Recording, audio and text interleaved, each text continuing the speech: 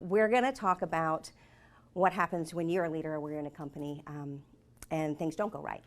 So at times it's going to be a little uncomfortable because we're going to talk about the times when you think you have the answers and you don't, or you go to launch a product and it fails, or your company's going under. The times when you look at leadership in a very different way. And what I found is the leaders who handle things when they go wrong are the ones who themselves and their companies are stronger. So we're looking at resilience, but it's your own resilience, your team's resilience, or your company's resilience. We're going to look at it from a corporate perspective this morning. 21 million people were fired from their jobs. Sounds like a big number, 21 million people fired from their jobs. In that same year, 40 million people quit their jobs. Almost double the number of people quit their jobs. For lots of different reasons. They could have maybe had a great offer elsewhere and jumped, or maybe they just got tired of what they were doing and they left, or maybe they just thought it was all too hard and just quit. But they quit their jobs. And part of that is our responsibility as people who are leaders in companies and who are thinking big picture and trying to do hard things. We need these people to stick with us. How do we get these people to stick with us? If 40 million people a year are just, I quit, I'm going to go try it someplace else. All that hard work you did to get them in the company first, to hire and recruit them and get them here, to train them up, to get them to actually understand your system, which takes months to even figure out how to work within your code and what you're working on. And now they last a short amount of time and then they leave. So we have just made life easier. We've just made it all so much simpler for people. And that's part of what we're fighting at a corporate level for hiring and for retaining and for creating this culture of a good culture, whatever you want to call that, some type of happiness factor that gets people to stay. We need to teach people how to deal with stuff when it goes wrong. We need to get people to toughen up a little bit and handle difficulties. And the difficulties I call thises. So there's the big thises in life. These are the big ones. So you have a plan for your life, you're going down this road. The big thises in life are you get a divorce, you lose your job, your company goes under, you're diagnosed with a horrible disease. Those are big thises. They take your life in a new direction. There's not a way to keep going in that direction. Those big things are going to happen, and they're going to take your life in a new direction. So everybody in your company probably going to have a big this in their life at some point. And then there's the capital T thises. How do you go from something that clearly defines you to something else and then have success again? How do you do it as a company? How do you do it as an individual? What is the secret sauce? And what I found was people kept coming to me and asking me what that answer was. How do you really answer that question? What type of person, what is it that is the secret sauce that makes that happen? And the word I kept coming back to was resilience. And it's not just grit, it's not just persistence, it's not just keep moving forward. This is the definition of resilience from the Center for Resilience that they came up with. And I think it's the piece of this definition, the ability to learn and the adapt in a positive way, that are keys. It's different than grit. It's different than persistence. So this resilience piece is really, really fascinating. And for me, I like to break everything down super simple. That's the news person in me. I believe it's how you handle the thises.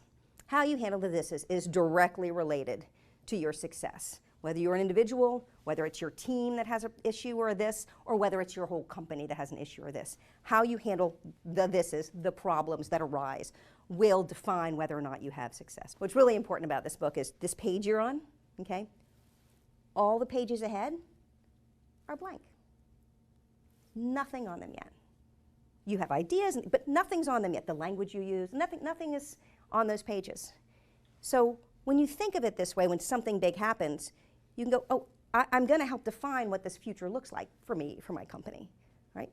You have the ability to do that. And you have to look at it sometimes when you're in the middle of something big. Say you have a data breach, or say you have one of your biggest customers file a complaint against you, and it's public. I mean, there's big stuff that happens when you're running a company. Or in your own personal life, you heard this as something, oh, you have a divorce, or something's happening with you. When you're in the middle of it, when that's happening, and you're pulling in all your teams, or you're trying to work through everything, it's really hard to see out of that space right now because you're in, not panic mode, but your brain's working overtime. So I do this thing I call my 5-year thinking. Get yourself out of your own head and go, what is that going to look like down the road for me or for my company? That 5-year thinking, to put it in context of the big picture in your book. You know, if it's a big one, it may be a new chapter in your book. It may be harder to get out of, but it doesn't mean that it's going to sidetrack you forever for those big goals that you have. When you talk about something big happening in your life, it's sometimes difficult to figure out what piece of it do you own. When you're on the leadership team, you want to just jump in and kind of help wherever you can help, but what piece am I supposed to be helping with? And can I even help? Sometimes when you look at ownership and what part of this that you own, it's hard to do. So the analogy I used for this is be the CEO. So how many of you in here are actual CEOs? Excellent. All right. If you've been listening to a lot of podcasts and reading a lot of books, when I ask that question, all of you should raise your hand because you are the CEO of you. No one has more control over you, your vision, and your life than you do. So you have to become the CEO of you. What does a CEO do? He sets the vision, looks at all of his resources, analyzes what's working and what's not working. You know, if it's your own personal life, what friends are working and not working? Am I getting enough sleep? Am I getting the right food? Am I getting the right people in my life? Am I getting enough feedback? You are the CEO of you. So when something big goes wrong, your piece of it for your company, your piece of it for your responsibility is sometimes all about you looking at the big picture and going, what piece of this do I own and where can I affect change? What can I control? What can't I control? Ownership is really key because when you look at the things that you can control, like a CEO would, CEO cannot control the competition. The CEO cannot control some new product launch that he knew nothing about at another company. CEO can control what he has control of right then. So you, in your own mind, have to be the CEO of you in any situation and go, what can I control? What can't I control? And let's make a plan. You can't do all of them. And this is really key. This is key for companies. And we did this from a leadership perspective. I can remember sitting in so many rooms, and so many ideas and so much going on. How do we decide where to go and what mountain we're going towards? That's a tough one, especially when you have a room full of really talented people with great ideas. And this happens in companies. In your hyper-growth stage, when you have about 200 people, when you get to about 1,200 people, it's actually a smaller group of people who are making the decisions. You get all the feedback, and then you actually have to make some decisions in a room when you're in a leadership team. Maybe just narrow it down. All these great ideas, you're going to have to pick a handful. You're going to have to pick, maybe it's just lattes. You're just going to have to pick a handful and go in that direction. And when you go in that direction with this handful, this is the trick. This is really difficult for smart people in a company, and so I can't stress this enough. When you narrow it down, you cannot keep looking at all the coffees you didn't choose. He who chases two rabbits catches none. You have to choose one. And this is not just crisis management, if you're looking at it from a company perspective. This is the self-sabotage that we're doing to ourselves and our teams. So we overgeneralize. This always happened to our department. This always happens to me. They always throw all this stuff at us. Or we catastrophize. This is never going to work.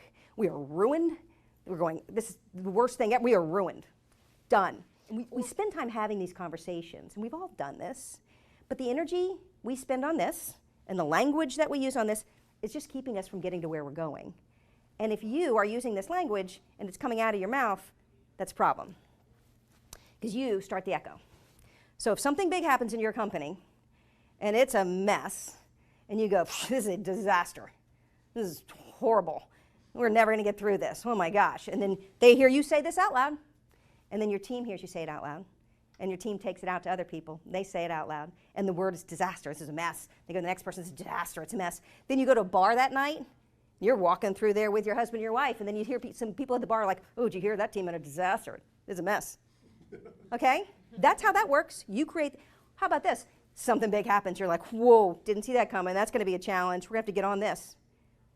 And then your team goes, we've got a big challenge. It's going to have to get on this. And then their teams and people are walking through the parking lot. Did you hear that? There's a challenge. They're going to have to get on this. And then you walk through the bar that same night with your spouse, and you hear people at the, some young people at the counter talking who report down the road from you somewhere, and they're like, oh yeah, their team has this big challenge they're having to handle. Very different. Same situation. The really big this has become part of your story, but they're just part of it. The capital this is will be a page turner. There will be a whole new chapter and take you in a new direction for you or your company. But then the capital T this is and the other ones will be something you might mention, and then all those everyday thises, all those little ones, they don't even fit in your book. They're not even going to make it into your book. So the time and energy you're spending on those is only keeping you from where you want to go. And on the first page of your book, first page of your company's story, there's zero resilience. We're not born with it. Resilience is not, you don't come out either resilient or not. Resilience is something that we build like a muscle. And we need to flex it and we need to use it. You as your company and your culture needs to use that muscle. And that's what I challenge you today. So when some big this happens, or some little this, in the weeks to come, something happens to you. Some this that is on your mind and you're thinking, how do I get past? Put it in the context of your book. Where does it fit in? Assign some language to it, and then know that you're in control of where it goes in the future.